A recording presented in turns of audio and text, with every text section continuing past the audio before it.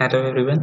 So in previous lecture video we have already started with our new units, that is coagulants and anticoagulants. In previous lecture we have seen the what is meant by the meaning of coagulants as well as the what is meant by anticoagulants. Okay, then we see introduction to coagulants and anticoagulants, then the steps involved in blood coagulation process. Okay, then we see what is meant by coagulations. Okay, the diagrammatic representations of the coagulation process. Okay, then we see very important from the exam point of view, that is process of blood coagulation. So what happen in process of blood coagulations, whenever the injury occur to the blood vessels, okay, there is a formations of rough surface. Okay, and when the blood platelets come into contact with that rough surface, they get injured, and once the blood platelet get injured, they release thromboplastins. Okay, then in presence of thromboplastin and calcium ions, blood plasma prothrombin is converted into thrombins. Okay, then this thrombin is helped to conversion of fibrinogen to fibrin. Then this fibrin is insoluble and it form the threads. Okay, then it form the number of threads which form the net or mesh like structure. In the holes of these nets, the blood cell are get entangled. This mass then contract to form blood clots. Okay, so this is the process of blood coagulation. Then we see what is meant by anticoagulant. Then the natural anticoagulant present in the body are prostacyclin, antithrombin, heparin sulfate and protein C. Okay, then we see classification of this anticoagulant in vitro, in vivo. Okay, then what is meant by coagulant and anticoagulant? Coagulant are the agent which bring about the coagulations. Okay, coagulants are the agent which bring about coagulation of the blood. They are employed in treatment of hemorrhagic or threatened hemorrhagic conditions, such as hemorrhagic conditions caused by the many factors such as platelet defect, plasma coagulation disorder, excessive use of anticoagulant therapy. Okay, then what is meant by anticoagulants? So anticoagulant are the drug which are able to prolong the coagulation time of blood, are called as anticoagulant. They are used prophylactically or therapeutically in treatment of thromboembolic occlusive vascular disorders like venous thrombosis, pulmonary embolism, cardiac infarctions. They are also used to prevent thrombosis during and after the surgical operations. Okay, so this is meant by the anticoagulants. Okay, then we start with our first compound, that is heparins. Okay, so heparin is isolated from lung of ox or intestinal mucosa of ox, pigs and sheep. Okay, it consists of two component or composed of two unknown numbers, that is sulfated D-glucosamine and sulfated D-glucuronic acid, and these two component are linked by oxygen bridge. Okay, then we see physical property. Okay, uses, pharmaceutical formulations and brand names. Okay, then next compound is a thrombin. Next compound कोणता आहे? Thrombin. So this is the 3D structure of the thrombin actually. Okay, it is a thread like components. Okay, okay, so it is sterile protein substance prepared from human plasma and is freeze dried. Okay, कशापासून आहे? हा एक sterile protein आहे. हा proteinaceous nature असलेला substance आहे thrombin म्हणजे. Okay, आणि तो कशापासून बनवला जातो? तर आपला ह्युमनचा जो प्लाझ्मा असतो. ओके, प्लाझ्मा म्हणजे काय? तर तुम्हाला समजा एखाद्या वेळी कुठे मायनर कट गेला कधी. ओके, मायनर कट गेला तर काय होतं? सुरुवातीला रक्त येतं आणि काही वेळाने रक्त आपोआप थांबतं, ते कोॲग्युलेशन प्रोसेस. आणि ज्यावेळी ब्लड यायचं थांबतं तेव्हा त्याच्यावरून एक लिक्विड फ्लो बाहेर यायला सुरुवात होतं, कलरलेस पाण्यासारखा द्रव एक बाहेर येतो त्या जखमेतून किंवा जिथे कट गेला असेल तिथून. ओके, सो तो लिक्विड जे बाहेर येतं कलरलेस, ते म्हणजे काय असतं? आपलं प्लाझ्मा असतो. ओके, सो त्या ह्युमन प्लाझ्मा मधून हे थ्रोम्बिन काय केलं गेलं आहे? आयसोलेट केलं गेलेलं आहे. आणि त्या ह्युमन प्लाझ्मा मधून आयसोलेट केलं जातं आणि त्याला फ्रीज ड्राय केलं जातं, म्हणजे त्याला फ्रीजिंग केलं जातं. ओके, आणि अशा प्रकारे थ्रोम्बिन हे काय केलं जातं? बनवलं जातं. Okay, then what are the physical property of this thrombin? So thrombin is cream coloured powder. कसा असतो? क्रीम कलर्ड, म्हणजे थोडासा असा जशी क्रीम असते, क्रीमचा कलर जसा असतो. फॉर एक्झाम्पल आपल्या कॉलेजमध्ये जसा लॅबच्या भिंतीचा जो कलर आहे तो क्रीम कलर आहे, येल्लो कम व्हाईट असा जो असतो तो क्रीम कलर आहे. ते क्रीम कलर पावडर फॉर्ममध्ये तो येतो. Okay, then it is solubility जर बघितलं तर it is soluble in saline solution, give cloudy pale yellow solutions. Okay, saline solutions जी आहेत त्याच्यामध्ये फॉर एक्झाम्पल NaCl असेल, ओके, त्याच्यामध्ये ते डिझॉल्व्ह होतं आणि पेल येल्लो कलरचं क्लाउडी. ओके, क्लाउडी म्हणजे काय? थोडंसं जसे ढग असतात आपले त्या कलरचे आणि थोडासा पेल येल्लो कलरचा सोल्युशन तो देतो डिझॉल्व्ह केल्यानंतर सलाइन सोल्युशनमध्ये thrombin. Then it is thermolabiles. Okay, so thermolabiles means what? हीटच्या कॉन्टॅक्टमध्ये आला तर तो लगेच काय होतं? थोडक्यात डिकम्पोज व्हायला किंवा त्याचं डिनॅच्युरेशन व्हायला सुरुवात होते. आता प्रोटीनियस नेचर आहे, आपण बघितलं की it is sterile protein substance. Okay, आणि प्रोटीन असल्यामुळे तो थर्मोलायबल असणं साहजिकच आहे, कारण हे प्रोटीन सुद्धा कसे असतात? हीट सेन्सिबल असतात. ओके, डिनॅच्युरेशन व्हायला त्यांचं काय होतं? सुरुवात होते, आणि एकदा का प्रोटीन डिनॅच्युरेट झाले की त्यांचं काय होतं? डिॲक्टिव्हेशन होतं, ते ॲक्टिव्ह राहत नाहीत. सो हा थ्रोम्बिन सुद्धा प्रोटीनियस नेचर आहे, तो साहजिकच आहे की तो हीट सेन्सिटिव्ह असणार. हीट सेन्सिटिव्ह असणं म्हणजे काय? थर्मोलायबल्स असणं. So it is thrombin is thermolabile. So understand the physical property of this thrombin. Okay, then storage. So storage condition is very very important for the exam. Compulsory विचारलं जाते थ्रोम्बिनची storage condition. So it is affected by air, heat and light. Okay, thermolabile आहे त्याच्यामुळे हीटने affect होणार आहे, त्याचबरोबर तो air आणि लाईट याने सुद्धा अफेक्ट होतो, कारण तो स्टराईल प्रोटीन आहे. स्टराईल प्रोडक्ट जे असतात ते एअर, लाईट आणि हीटच्या कॉन्टॅक्टमध्ये येऊ द्यायचे नसतात शक्यतो. Okay, so storage condition it is store in the atmosphere of nitrogen in glass containers with seal so as to exclude micro organism and moistures. Okay, so it is store in atmosphere of nitrogens. Okay, शक्यतो nitrogen जे ॲटमॉस्फिअरमध्ये जास्त आहे, nitrogen containing ॲटमॉस्फिअरमध्ये आपल्याला त्याला काय करायचं आहे? स्टोअर करायचं आहे, कारण तो स्टराईल आहे. एअर, हीट आणि लाईटच्या कॉन्टॅक्टमध्ये आला तर प्रॉब्लेम होईल. ओके, सो नायट्रोजन ॲटमॉस्फिअरमध्ये आपल्याला त्याला स्टोअर करायचं आहे, आणि कंटेनर कुठला वापरायचा आहे? तर ग्लास कंटेनर आपल्याला त्याला यूज करायचा आहे. आणि तो ग्लास कंटेनर कसा असला पाहिजे? सील असला पाहिजे, म्हणजे जशी आपली इंजेक्शनची अँपूल येतात त्या पद्धतीत तो कसा असला पाहिजे? सील्ड असला पाहिजे. सो त्याच्यामध्ये काय होणार नाही? मॉइश्चर जाणार नाही, आणि त्याचबरोबर मायक्रो ऑर्गॅनिझम सुद्धा त्याच्यामध्ये जाणार नाहीत, कारण तो आपला प्रोडक्ट कसा आहे? स्टराईल आहे. The container are kept at temperature between 2 and 8 degree Celsius. Okay, container कुठे ठेवायचं आपल्याला? 2 ते 8 डिग्री सेल्सिअस याच्यामध्ये आपल्याला त्याचं टेम्परेचर मेंटेन करून त्याला स्टोरेज करायचं. त्याची रेंज काय? 2 to 8 degree Celsius. And are protected from light. Okay, and are protected from light. लाईटपासून त्याला काय करायचं? आपल्याला प्रोटेक्ट करायचं आहे, कारण तो लाईटच्या कॉन्टॅक्टमध्ये आला तर काय होतंय? अफेक्ट होतंय. So it may contain suitable bactericides. Okay, त्याच्यामध्ये आपल्याला काय करायचं आहे? बॅक्टेरियासाइड जे आहेत, ओके, असा एजंट एखादा टाकून ठेवायचा आहे स्टोरेजच्या वेळेला की त्याच्यामध्ये बॅक्टेरियासाइड असला पाहिजे, म्हणजे त्याच्यामध्ये काय होणार नाही? बॅक्टेरिया, मायक्रो ऑर्गॅनिझम याची काही ग्रोथ होणार नाही. सो त्याच्यामध्ये आपल्याला काय करायचं? बॅक्टेरियासाइड ॲड करून ठेवायचा आहे थ्रोम्बिन स्टोरेज करताना. Okay, so this is the storage condition of thrombin. What is the storage condition? It is affected by air, heat and light. Storage condition is it is stored in atmosphere of nitrogens in glass containers which are sealed so as to exclude microorganism and moistures. Okay, the container are kept at temperature between 2 degree and 8 degree Celsius and are protected from light. It may contain suitable bactericides. Okay, then what are the uses? So it is used as a blood coagulant. So thrombin हा blood coagulation मधला महत्त्वाचा factor आहे. Okay, so त्याच्यामध्ये काय केलं जातं? त्याला blood कोॲग्युलेंट म्हणून आपण त्याला यूज करू शकतो. Then topically to control minor oozing due to superficial cut. Topically म्हणजे काय? वरच्यावरती शरीराला जर मायनर कट गेल्यामुळे उझिंग होत असेल. उझिंग म्हणजे काय? कॅपिलरीमधून ब्लड बाहेर येणं, बॉडीला कट गेला म्हणजे जर वरच्यावरती हाताला पायाला कुठे लागलं असेल तर तिथे आपण मायनर कटसाठी वापरू शकतो as a blood coagulant. Then orally to prevent GIT ब्लिडिंग्स.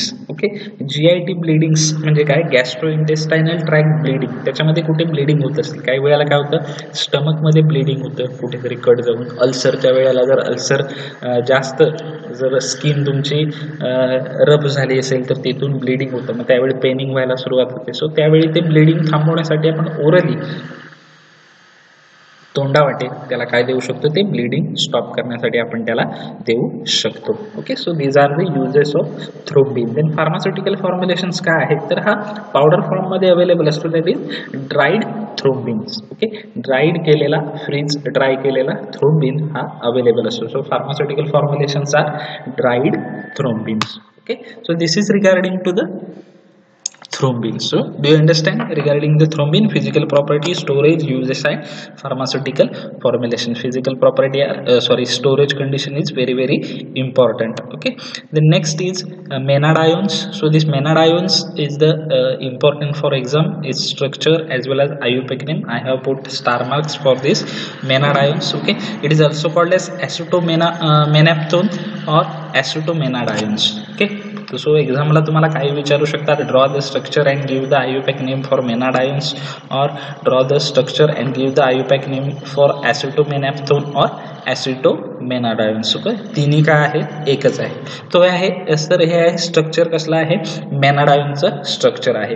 आता जर आपण त्याची पहिल्यांदा काय बघणार IUPAC नेम देताना की पॅरेंट कंपाऊंड कोण आहे. आता सायक्लिक रिंग आहे म्हणजे आपली जी मेजर रिंग आहे ते जे आपल्याला दिसते ती कोण असणार, पॅरेंट कंपाऊंड असणार. आता तिथे 2 6 मेंबर रिंग आहेत, एक बेन्झिन आहे, इकडची सुद्धा बेन्झिन आहे, आणि तिच्या पहिल्या आणि चौथ्या पोझिशनला काय आहे तर double bond O double bond O, 2 oxygen double बॉन्डने अटॅच झालेले आहेत. म्हणजे ही जी रिंग आहे ती कोणती आहे तर नॅफ्थाक्विनोन रिंग आहे, आणि पहिल्या आणि चौथ्या पोझिशनला अटॅच झालेला आहे म्हणून आपण त्याला काय म्हणू शकतो, 1,4 नॅफ्थाक्विनोन त्याला आपण म्हणू शकतो. ओके, सो ही जी रिंग आहे, हे बेन्झिन 1 2 3 4 5 6 7 8 हे आहे त्याचं numbering.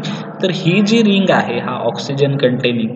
So at position 1 and 4 there is 2 oxygen bonded with double bond. This ring is called as 1,4 नॅफ्थाक्विनोन. म्हणजे ही झाली आपली सिंपल IUPAC नेम, ही झाली आपली काय झाली पॅरेंट रिंग, आणि हेच झालं आपलं पॅरेंट नेम. ओके, आता आपल्याला शोधायचं काय आहे तर सबस्टिट्यूएंट शोधायचं आहे. सबस्टिट्यूएंट कोण आहे तर फक्त एकमेव सबस्टिट्यूएंट या स्ट्रक्चरमध्ये प्रेझेंट आहे, तो म्हणजे कोणता तर मिथाइल रिंग. ओके, कुठे आहे तो तर या सेकंड पोझिशनला अवेलेबल असलेला. ओके, हा एकमेव सबस्टिट्यूएंट म्हणजे आपली पॅरेंट रिंग कोणती झाली 1,4 नॅफ्थाक्विनोन, आणि सबस्टिट्यूएंट कोण झाला 2 मिथाइल्स. ओके, सो आपला IUPAC नेम काय झालं 2 मिथाइल 1,4 नॅफ्थाक्विनोन्स. ओके, हे काय झालं त्याचं IUPAC नेम झालं. Okay, 2 methyl 1,4 नॅफ्थाक्विनोन. सो तुम्हाला IUPAC नेम कळालाय, सबस्टिट्यूएंट दाखवलाय तुम्हाला मी ड्रॉ करून, तुम्हाला मी मेजर रिंग कोणती आहे ती सुद्धा दाखवलेली आहे इंडिकेट करून. ओके, सो मेजर सबस्टिट्यूएंट कोण आहे, दिस इज 2 मिथाइल. कुठे आहे इथे आलं नाव 2 मिथाइल. नेक्स्ट आता दुसरा कोण आहे मेजर रिंग 1,4 कोण आहे, ही जी पूर्ण रिंग आहे ती कोण आहे 1,4 नॅफ्थाक्विनोन्स, म्हणून त्याचा IUPAC नेम काय आहे 2 methyl 1,4 naphthoquinones. Okay, so it is synthetic analogue of vitamin K. Okay, हे जे मेनार्ड आयन जे आहे हे काय आहे विटॅमिन केचा सिंथेटिक ॲनालॉग आहे. ओके, म्हणजे हे सिंथेसिस केले गेलेले कंपाऊंड आहे by using vitamin K. Okay, vitamin K is a phytodiones. Okay, phytodiones means vitamin K. Okay, so हा जो मेनार्ड आयन्स आहे हा सिंथेटिक ॲनालॉग आहे, म्हणजे याचं जे स्ट्रक्चरल सिमिलरिटी आहे ती कोणाशी आहे विटॅमिन केशी आहे. Okay, then it is 1,4 naphthoquinone derivative. 1,4 naphthoquinone या रिंगची ती काय आहे डेरिव्हेटिव्ह आहे मेनार्ड आयन्स म्हणजे. Okay, so what are the physical property. Physical property काय काय आहेत, it occur as a bright yellow crystalline powder. Okay, colour कसा असतो त्याचा थोडासा bright yellow. Okay, faint yellow असा ब्राईट कलरचा येल्लो कलर त्याला असतो, आणि क्रिस्टलाइन पावडर फॉर्ममध्ये ते काय असतं अवेलेबल असतं. Then it is odourless and has a slight odour of acetic acid and has a bitter taste. एकतर ते काही वेळेला ओडरलेस असू शकतं किंवा थोडासा असा त्याच्यामध्ये कसला असतो ॲसिटिक ॲसिडचा ओडर, म्हणजे जसं व्हिनेगारचा ओडर असतो. व्हिनेगार जे आपण प्रिझर्वेटिव्ह म्हणून वापरतो, होममेड सुद्धा आपण वापरतो व्हिनेगार्स. ओके, सध्या मार्केटमध्ये चिंग्स शेजवान चटणी येते, तसंच चिंग्सवाल्यांचं व्हिनेगार सुद्धा येतं, जे आपण पर्टिक्युलरली जेव्हा घरी लोणची बनवतो ओके त्याच्यामध्ये आपण ॲड करतो प्रिझर्वेटिव्ह म्हणून. ते सो सेम त्याच्यासारखा ऑर्डर ह्याला असतो, किंवा काही वेळेला ते ऑर्डरलेस असतं, किंवा तसा ॲसिटिक ॲसिडचा ऑर्डर असतो त्याला. And has a bitter taste. आणि टेस्ट कशी असते त्याची? बीटर अशी त्याची काय असते? टेस्ट असते, थोडीशी कडू अशी. Then it's practically insoluble in water, sparingly soluble in alcohol and soluble in chloroform. हा कसा आहे? प्रॅक्टिकली वॉटरमध्ये इनसोल्युबल आहे, वॉटरमध्ये तो सोल्युबल होत नाही, कारण इथे कुठेच असं आपल्याला OH मॉलिक्यूल किंवा OH बॉन्ड इथे दिसणार नाही. So it is insoluble in water. Then sparingly soluble in alcohol, थोड्याशा प्रमाणात, काही प्रमाणात तो काय होतो? अल्कोहोलमध्ये काय होऊन जातो? सोल्युबल होतो. Then it is soluble in chloroform. तो क्लोरोफॉर्ममध्ये कसा आहे? कम्प्लिटली सोल्युबल आहे. Okay. So this is the physical property of menadione or acetaminophen or acetaminophen. Okay. Then storage condition. So it is affected by sunlight. Okay. सूर्यप्रकाशाच्या सनलाईटच्या contact मध्ये आला तर तो काय होतो? डिग्रेड व्हायला, त्याचं डिग्रेडेशन व्हायला सुरुवात होते. सो आपला जो कंटेनर असला पाहिजे तो कसा असला पाहिजे? एकतर व्यवस्थित क्लोज, टाईटली क्लोज किंवा वेल क्लोज असला पाहिजे, पण सनलाईटनी अफेक्ट होते. सो आपल्याला कसा पाहिजे? लाईट रेजिस्ट करणारा कंटेनर असला पाहिजे. Okay. So it is affected bye sunlight, so it is store in well close container protected from lights. Okay. The next uses, so it is used as a coagulants. okay, so हा जो मेनाडायन जो आहे तो blood coagulants म्हणून आपण use करू शकतो during haemorrhagic condition. Haemorrhagic कंडिशनला आपण त्याला ब्लड कोॲग्युलंट म्हणून काय करू शकतो? यूज करू शकतो. Then it is use in treatment of haemorrhage. हेमोरेजच्या ट्रीटमेंटसाठी आपण त्याला यूज करू शकतो. हेमोरेजची ट्रीटमेंट म्हणजे काय? कुठेतरी ब्लड कॅपिलरी, ब्लड वेसल फुटून त्यांचा ब्लास्ट होऊन ब्लिडिंग चालू होणं, ब्रेन हेमोरेज असेल किंवा GITचा हेमोरेज असेल, कुठेही असेल, इंटेस्टाईन, स्टमकमध्ये का कुठेही झालेलं असेल हेमोरेज, सो त्याच्यामध्ये आपण त्याला यूज करू शकतो. It is use to treat vitamin K deficiency. Vitamin K is also called as phytonadions. Vitamin K चं दुसरं नाव काय आहे? तर त्याचं नाव काय आहे? विटॅमिन K च्या डिफिशियन्सीसाठी आपण त्याला यूज करू शकतो. विटॅमिन K चं दुसरं नाव काय आहे? विटॅमिन K ला नाव काय आहे? फायटोनाडायन्स. विटॅमिन K च्या डिफिशियन्सीसाठी काय यूज करू शकतो? कारण हा जो मेनाडायन आहे तो कोण आहे? सिंथेटिक अॅनालॉग आहे. कोणाचा सिंथेटिक अॅनालॉग आहे?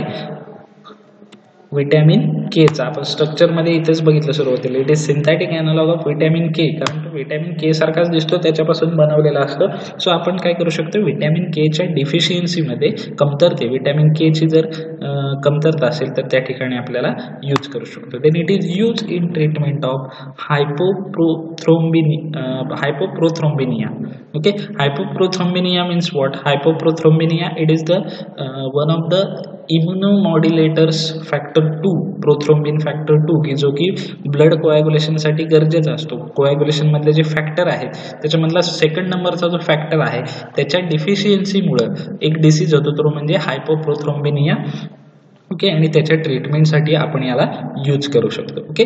Then it is use as a hypoprothrombinaemia म्हणजे तुम्हाला काय कळलं? ओके. सो हा काय आहे? एक डिफिशियन्सी आहे फॅक्टर 2, कोॲग्युलेशन फॅक्टर 2 ची डिफिशियन्सी आहे, ज्याच्या ट्रीटमेंटसाठी आपण याला यूज करू शकतो. Then it is use as a radiosensitiser in cancer. Radiosensitiser in cancer means what? It is the ray which radiosensitiser म्हणजे काय? रेडिओ सेन्सिटायझर म्हणजे असे रेज असतात की जे काय करतात? ट्युमर सेलला, की ज्यांचं अनकंट्रोल ग्रोथ होत असते कॅन्सरमध्ये आणि ज्याच्यामुळे ट्युमर होतो, सो अशा सेलला ते काय करतात? किल करतात. ओके. सो तो रेडिओ सेन्सिटायझर म्हणून कॅन्सर ट्रीटमेंटमध्ये आपण त्याला काय करू शकतो? यूज करू शकतो. Okay. Then what are the pharmaceutical formulations? Okay. So pharmaceutical formulations are menadiones solutions available असतात. Then menadione injections and menadiones tablet. 3 प्रकारे अवेलेबल असतो, तो म्हणजे menadione injections and menadiones tablets. Okay. Then what are the brand names? Brand names are amycins and pernivits. 2 brand names आहेत मेनाडायनची. कोणती? Amycins and pernivits. Okay. Amycins and pernivit, these are the 2 brand names for मेनाडायन्स. Okay. Important आहे एक्झामच्या दृष्टीने. Structure, IUPAC name, okay, uses सुद्धा important आहेत. Okay. Brand names काय सांगितली? Amycin and pernivits. Okay. The next compound is bis hydroxy coumarins, or it is also called as dicoumarols. Okay, compound कोणता आहे bis hydroxy coumarins, or it is also called as dicoumarols. Okay, so this is the structure of bis hydroxy coumarin or dicoumarol. As we see the name of this compound bis hydroxy coumarol, so if we see it is the name itself indicated that it is coumarin derivative. हे काय आहे coumarin derivative आहे. हे कोण आहे coumarin derivative आहे. जर आपण नाव बघितलं तर काय आहे bis hydroxy coumarin. सो हे जे आहे एक नावातच दाखवते की कशापासून बनवलेलं आहे coumarin कंपाऊंड पासून बनवलेलं आहे. So it is also called as dicoumarols. Okay, so एक्झामला दोन्ही नावाने विचारू शकतात bis hydroxy coumarin किंवा dicoumarols. Okay, so it is 4 hydroxy coumarin derivative. आताच तुम्हाला सांगितलं की कशापासून बनवलेलं आहे coumarin पासून बनवलेलं आहे. सो ते 4 हायड्रॉक्सी coumarin चं काय आहे डेरिव्हेटिव्ह आहे. Okay, then what are the physical property of this bis hydroxy coumarin? So it is white or creamy white crystalline powder. कसं आहे ते व्हाईट कलर किंवा थोडंसं क्रीमी व्हाईट अशी क्रिस्टलाइन पावडर त्याची अवेलेबल असते. Then it has pleasant faint odour. Okay, थोडासा pleasant म्हणजे अतिशय चांगला वाटणारा असा त्याला ओडर असतो. Then it has slight bitter taste, थोडीशी अशी तिला बिटर टेस्ट असते. देन सोल्युबिलिटी जर बघितली तर it is practically insoluble in water but slightly soluble in chloroform and readily soluble in solution of alkali hydroxides. Okay, तो काय असतो तर वॉटरमध्ये कम्प्लिटली इनसोल्युबल आहे. ओके, वॉटरमध्ये इनसोल्युबल आहे पण क्लोरोफॉर्ममध्ये कसा आहे थोडासा स्लाइटली सोल्युबल आहे. पण रेडिली सोल्युबल कशामध्ये आहे तर अल्कली हायड्रॉक्साईडच्या सोल्युशनमध्ये. रेडिली म्हणजे इझिली त्याच्यामध्ये काय होऊ शकतो तो सोल्युबल होऊ शकतो. अल्कली हायड्रॉक्साईड म्हणजे कोणती तर सोडियम हायड्रॉक्साईड आहे, पोटॅशियम हायड्रॉक्साईड आहे, कॅल्शियम हायड्रॉक्साईड्स आहेत. सो अशामध्ये तो काय होऊ शकतो इझिली सोल्युबल होऊ शकतो. Okay, so understand the property of bis hydroxy coumarins. Okay, then storage condition, it is decolorized in air in presence of light. Okay, याचं काय होतं डिकलरायझेशन होतं. जो क्रीमी कलर आहे त्याचा किंवा व्हाईट कलर जो आहे तो काय होतो निघून जायला सुरुवात होते, डिकलरायझेशन होतं जर त्याचा कॉन्टॅक्ट कोणाशी आला एअर आणि लाईटशी त्याचा कॉन्टॅक्ट आला तर. Hence it is store in tightly close light resistant containers. त्याच्यामुळे आपल्याला काय करायचं आहे व्यवस्थित पॅक बंद अशा कंटेनरमध्ये आणि त्याचबरोबर लाईटला रेजिस्ट करणाऱ्या कंटेनरमध्ये आपल्याला त्याला काय करायचं आहे स्टोअर करायचा आहे. Then let's see the uses of this bis hydroxy coumarin or dicoumarols. So it is used to prevent and the treatment of deep vein thrombosis and pulmonary embolisms. Okay, deep vein thrombosis म्हणजे कालच तुम्हाला सांगितलं की ज्या legs किंवा arms हाताच्या किंवा पायाच्या ज्या वेन्स असतात ब्लड वेन्स त्याच्यामध्ये काय होतं थ्रोम्बोसिस ब्लडचे क्लॉट व्हायला सुरुवात होतात. बघितलं असलं सांगितलं जास्त वेळ जे स्टँडिंग पोझिशन उभं राहून काम करतात दिवसातून 6 ते 7 तास कंटिन्युअस उभं राहून काम करायचं ज्यांचे वर्क असतं त्यांच्यामध्ये हा डीप वेन थ्रोम्बोसिस जास्त होतो किंवा एजेड पीपलमध्ये जास्त होतो. तुम्ही काल सांगितलं बऱ्याचशा वेळेला आपल्याला गावामध्ये दिसतं की काही लोकांच्या पायाच्या ज्या वेन्स असतात त्या काय झालेल्या असतात अशा जशा गुठळ्या होतात त्या प्रकारे तिथं ब्लॅक कलरचे क्लॉट तयार झालेले असतात. त्याला म्हटलं जातं डीप वेन थ्रोम्बोसिस आणि पल्मोनरी एम्बोलिझम्स. ओके, 2 प्रकारच्या ट्रीटमेंटसाठी आपण त्याला यूज करू शकतो. तो म्हणजे डीप वेन थ्रोम्बोसिस आणि डीप वेन थ्रोम्बोसिस आणि दुसरा आहे तो पल्मोनरी एम्बोलिझम. आता डीप वेन थ्रोम्बोसिस म्हणजे काय तुम्हाला सांगितलं. ओके, लेग्स किंवा आर्ममध्ये काय होतो क्लॉट तयार होतो त्याला म्हटलं जातं deep vein thrombosis. Okay, then pulmonary embolism म्हणजे काय this one pulmonary embolism. So what is mean by this pulmonary embolism? Pulmonary embolism म्हणजे काय की जी पल्मोनरी आर्टरी आहे लंग्स आणि हार्टला कनेक्ट करणारी तिच्यामध्ये एम्बोलिझम होणं थोडासा ब्लड क्लॉट तयार होणं. हा ब्लड क्लॉट का तयार होतो तर तुमचा जो डीप वेन थ्रोम्बोसिस आहे त्याच्यामधला एखादा क्लॉट ब्लडच्या फ्लो बरोबर कुठे जातो पल्मोनरी आर्टरीमध्ये जातो आणि तिथे pulmonary embolism व्हायला सुरुवात होते. So due to deep vein thrombosis there is production of pulmonary embolism. Both are deep vein thrombosis also harmful but not that much, but pulmonary embolism is most harmful.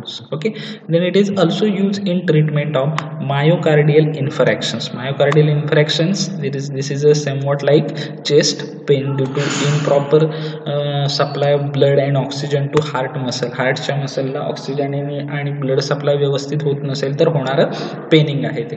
Then it is use to prevent treatment of systemic embolism. Systemic embolism also the one of the severe conditions. Systemic embolism ही severe condition आहे. जसा pulmonary embolism होतं तसा systemic embolism होऊ शकतो, म्हणजे बॉडीच्या सिस्टीम्समध्ये कुठेही तुम्हाला एम्बोलिझम ब्लड क्लॉट्स होऊ शकतो. Then sometimes to treat peripheral venous thrombosis. Okay, peripheral venous thrombosis च्या ट्रीटमेंटसाठी सुद्धा आपण त्याला काय करू शकतो, यूज करू शकतो. Peripheral venous thrombosis means what, की ज्या पेरिफेरल वेन्स आहेत आपल्या त्याच्यामध्ये होणारा blood clots. Okay, so these are the uses of menadiones. Okay, then what are the pharmaceutical formulations. Pharmaceutical formulations काय काय आहेत, कोणती आहेत, तर टॅबलेट आणि इंजेक्शन या दोन फॉर्ममध्ये ते अवेलेबल असतात. सो बिस हायड्रॉक्सिकाउमेरिन टॅबलेट और डायकाउमेरल टॅबलेट और बिस हायड्रॉक्सिकाउमेरिन इंजेक्शन्स और dicoumarol injections. Okay, then what are the brand names. Brand names काय काय आहेत त्याचे, डायकाउमेरोल, मेलिटॉक्झिन आणि डायक्युमॉल्स. तीन ब्रँड नेम्स आहेत कोणती, डायक्युमेरोल्स, मेलिटॉक्झिन्स and dicumals. Okay, so this is regarding the dicaumeryl or bis-hydroxycoumarins. Okay, the last compound is warfarin sodiums. Last compound कोणता आहे, warfarin sodiums. Okay, so this is a structure of warfarin. Okay, warfarin familiar असाल तुम्ही. Okay, most of the सगळ्यात जास्त use केलं जाणारा अँटीकोॲग्युलंट आहे सध्याच्या कंडिशनला हे वारफारिन. ओके, ब्रेन हेमोरेजला पर्टिक्युलरली यूज केलं जातं warfarin sodium. Okay, so it is 4 hydroxycoumarin derivative. Okay, so हे दोन्ही आहेत ते स्ट्रक्चरल, दोघांनी जे बिस हायड्रॉक्सिकाउमेरिन असेल किंवा वारफारिन सोडियम असेल हे दोन्ही पण काय आहेत, काउमेरिन डेरिव्हेटिव्ह आहेत. Then it is most widely use anticoagulant. हे जे वारफारिन आहे हे काय आहे, सगळ्यात जास्त यूज केलं जाणारं अँटीकोॲग्युलंट आहे. Okay, then what are the physical property, it occur as a white crystalline powder. Okay, white colour असतो आणि क्रिस्टलाइन नेचरमध्ये पावडर फॉर्ममध्ये ते अवेलेबल असतं. Then it is odourless and has slight bitter taste. कोणताही ओडर नाही आहे त्याला आणि थोडीशी अशी बिटर टेस्ट आहे. Then let's see the solubility of warfarin. So it is very soluble in water, freely soluble in alcohol, but slightly soluble in chloroform. water मध्ये easily soluble आहे, अल्कोहोल मध्ये फ्रीली कम्प्लिटली सोल्युबल होतं, पण slightly काहीशा प्रमाणात chloroform मध्ये सुद्धा ते काय आहे, सोल्युबल आहे. Okay, then what are the stability and storage condition. So same storage stability and storage condition as that of dicoumarol और bis hydroxycoumarin. So it is decolourise by light and air. Light आणि एअरच्या कॉन्टॅक्टमध्ये आला तर त्याचं डिकलरायझेशन व्हायला सुरुवात होतं. सो आपला जो कंटेनर असला पाहिजे तो टाईटली क्लोज आणि लाईट रेजिस्टंट कंटेनर असला पाहिजे. Okay, so these are the uses of warfarin, stability and storage condition of warfarin sodiums. Okay, then if you see uses, the uses of this dicaumerol and the uses of warfarin sodium are exactly similar. जे डायकॉमेरिल किंवा बिस हायड्रॉक्सिकाउमेरिनचे uses आहेत इथे बघा ते, मग ते deep vein thrombosis, pulmonary embolism, myocardial infarction, systemic embolism, peripheral venous thrombosis PVT same इथेच आहेत. pulmonary embolism, deep vein thrombosis, myocardial infarction, systemic embolism and peripheral venous thrombosis. Okay, so deep vein thrombosis तुम्हाला माहिती आहे legs आणि arm मध्ये होणारा blood clot. Pulmonary embolisms, pulmonary artery आहे त्याच्यामध्ये होणारा एम्बोलिझम किंवा thrombosis. Myocardial infarctions, okay, paining due to weakness in heart wall muscles. Okay, हार्टच्या वॉलमध्ये आलेला मसलला विकनेस त्याच्यामुळे होणारा paining. Systemic embolism and peripheral venous thrombosis. ट्रीटमेंटसाठी त्याला काय केलं जातं, यूज केलं जातं. देन फार्मास्युटिकल फॉर्म्युलेशन्स काय आहे तर सेम 2 फार्मास्युटिकल फॉर्म्युलेशन्स आहेत, टॅबलेट आणि injections. Warfarin tablet and warfarin injections. Okay, brand names काय आहेत, सोफारिन. ब्रँड नेम्स काय आहे त्याचं, सोफारिन हे ब्रँड नेम्स आहेत. मार्केटमध्ये आणखी वेगवेगळे ब्रँड नेम्स आहेत, तुम्हाला जे मिळतील ती तुम्ही लिहू शकता, पण ती ऑफिशियल अवेलेबल असलेली ब्रँड नेम्स असली पाहिजेत. Okay, this is regarding the warfarins. Okay, and here we end up with our units coagulants and anticoagulants. आता याच्यामध्ये इम्पॉर्टंट काय काय आहे इंट्रोडक्शन तुम्हाला माहिती असली पाहिजे बेसिकली कोॲग्युलंट्स आणि अँटीकोॲग्युलंट्स म्हणजे काय. ओके, देन ही जी प्रोसेस ऑफ ब्लड कोॲग्युलेशन आहे ही 101% एक्झामला विचारलीच जाते. त्याच्यानंतर ह्या ज्या 2 डेफिनेशन आहेत किंवा हा जो पूर्ण क्वेश्चन्स आहे हा 4 मार्क्सचा क्वेश्चन आहे actually. Define coagulant and anticoagulant with example of each. Okay, खूप इम्पॉर्टंट आहे, सो नीट व्यवस्थित लक्ष द्या त्याच्याकडे. देन हिपॅरिन्स आहे, याच्यावर MCQ सुद्धा तुम्हाला सांगितलेलं आहे कशापासून आयसोलेट केला गेला आहे त्याच्यावर सुद्धा MCQ येऊ शकतो. त्याच्यानंतर त्याचे 2 युनिट कोणते, D glucosaminic acid and D glucuronic acid कोणत्या ब्रिजने जॉईन केले गेलेले आहेत, ऑक्सिजन ब्रिजने जॉईन केले गेलेले आहेत. ओके, त्याची स्टोरेज कंडिशन हिपॅरिनची, युजेस हिपॅरिनचे. ओके, थ्रोम्बिनचं स्टोरेज कंडिशन्स. ओके, देन मेनाडायन्सचं स्ट्रक्चर आहे, मेनाडायनचा IUPAC नेम आहे. ओके, देन इथे सुद्धा मेनाडायनवर सुद्धा तुम्हाला MCQ होऊ शकतो. Menadione is the derivative of, कोणाचं डेरिव्हेटिव्ह आहे तर 1,4 नॅफ्थाक्विनोनचं डेरिव्हेटिव्ह आहे. Then menadione is synthetic analogue of vitamin K. Okay, किंवा इथे 1 मार्क्स क्वेश्चन जो थिअरीच्या एक्झामला विचारला जाऊ शकतो, draw the structure of drug containing 1,4 naphthoquinone derivative, तर तुम्ही मेनाडायन्स लिहू शकता. ओके, IUPAC नेम आहे. त्यानंतर मेनाडायनचे युजेस, मेनाडायनचे brand names. Then bis hydroxy coumarins. Okay, इथे सुद्धा MCQ होईल. Bis hydroxy coumarins derivative of 4 hydroxy coumarin. डायकॉमेरलचे फिजिकल प्रॉपर्टी, त्याचे uses. Okay, then warfarin sodium, वारफारिनचे युजेस, डायकॉमेरलचे युजेस सिमिलर आहेत. ओके, सो एकाचे केले की तुम्हाला दोन्ही कंपाऊंडचे होऊन जातील. ओके, याच्यामध्ये काही कळलं नसेल, काही अडचण असेल, समजण्यामध्ये अंडरस्टँड झालं नसेल तर मला विचारा, आपण तुमचे डाऊट सॉल्व करूया. Okay, so happy learning. Thank you so much.